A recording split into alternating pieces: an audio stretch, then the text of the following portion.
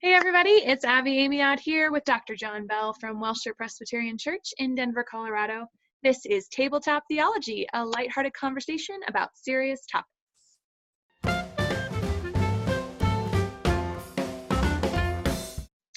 John, what do you have for us today?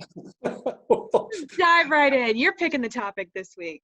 Well, I think most of us are tired of the election and the stress and all that. And so you and I discussed going back to orthodox theological conversations, and because those have generated a lot of interesting questions. And so I just want to talk a little bit about a book I just read in the last week or two. It's called Speaking of God, We Don't Know, and it's a 4-letter word. We don't know. Bleep you? How to bleep after? Bleep? Do you know how to bleep? I can add one. That's exactly what we should have done. But speaking of God, we don't know bleep, and it's a book written by an agnostic, but the agnostic was very interesting to me. He went to college at the same time I did. We weren't friends. He majored in religion. I knew who he was. He was in a different fraternity, but I think he was a year behind me. But he went on to Duke Divinity School and then a fellowship at Princeton. He was a Baptist minister, ordained Baptist minister, for 10 years. And as he writes in his book, gradually during those 10 years, he started to lose his faith in God, lose his faith in the resurrection, doubt that there even was a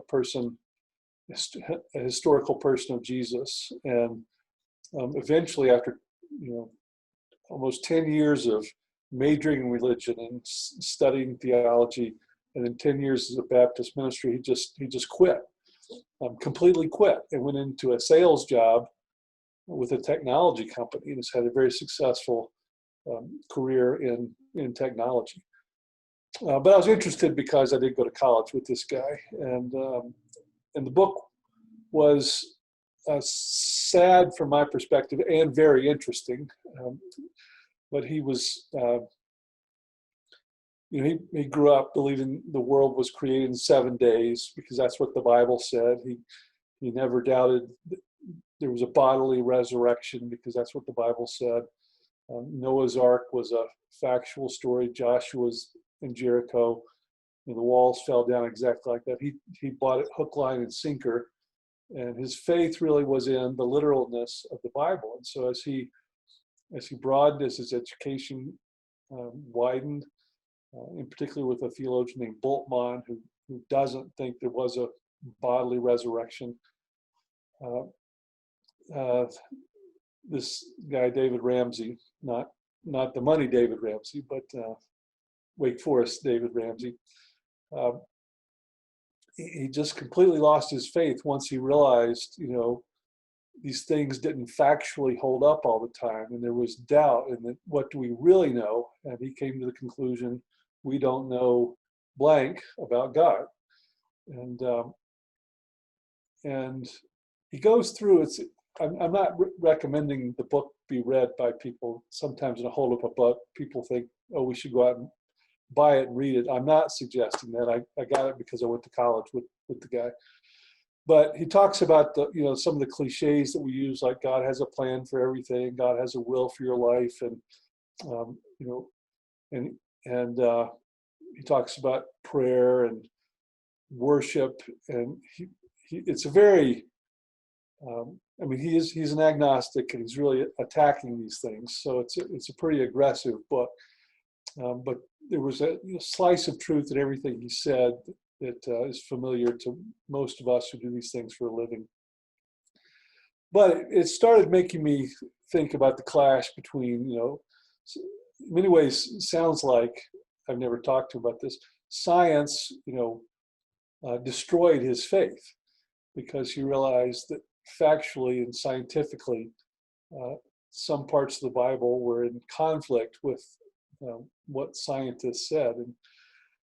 So Abbie, as you know, science has been in the news a lot lately, and you and I have discussed this in the office that science sometimes, absolutely causes people to lose faith, like this guy, because they cannot reconcile the two. And I know you've had experiences with that. I have. I went to school in a pretty conservative biblical literalist community. And when many of my friends and I went off to college, you're suddenly confronted with a lot of things. We were taught evolution, but from the perspective that it wasn't true. Like we had to learn it to pass the test, but not because it was factually accurate. And I just remember, the first time I went to a Christian college that was pro-science and reconciled faith and science. And the first time I learned about evolution and how it didn't necessarily have to contradict everything in my faith, it was mind-blowing. It was just like, what are you saying? And I was very privileged to be in a position where it was safe to do that. But for a lot of my friends, that was not the case. And they walked away from the church and felt like they had been lied to their whole life, which is an interesting position to be in. So I love that we're having this conversation because, I'm a God is the God of all truth kind of person. And I don't think God is put things in the world to trick us by any means. So I think that it's very important to, as a church community, to value science and value doctors and scientists and the information they're telling us as gifts from God, as opposed to the work of Satan to trick us out of our faith. Yeah, I was fortunate, at least on this topic, that I grew up in a house that was well educated. My dad was a surgeon, and science was very much believed and respected.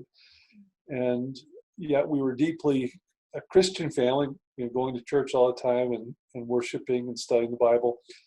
So whatever, truth I sought in the Bible and in science, I wasn't looking for a contradiction. I was looking for harmonization. And I don't think you can always harmonize everything that's in the Bible with science. You cannot. But the preface in the Bible doesn't say this is a book of science. This is a factual historical book. It's a book filled with poetry, hymns, what philosophers will call myths that teach truth. Parables are not factually true, but they teach truth. That's what the purpose of a myth is as well, to teach truth. So the Bible is a truth-teaching book, but science seeks, facts and the physical world and those kinds of things. And so I put my statue over here before. I referred to it in the past. That's Thomas and Jesus. I always refer to Thomas as the hero of the Enlightenment, because he said, if I can't touch your hands and your side, I will not believe.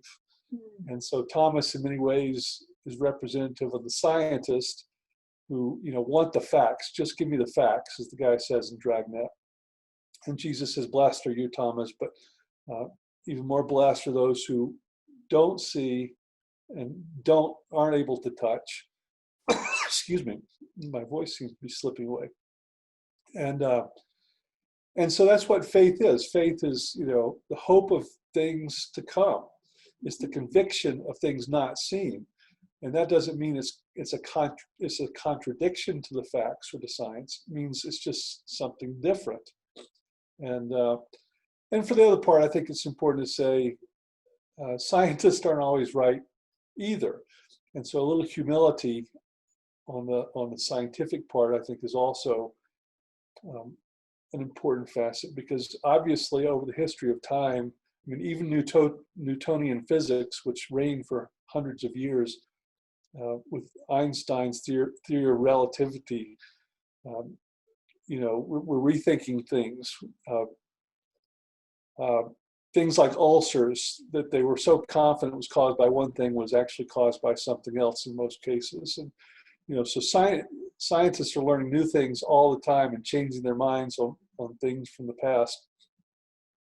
So we can't say they're always perfect and always right, but I think it's important for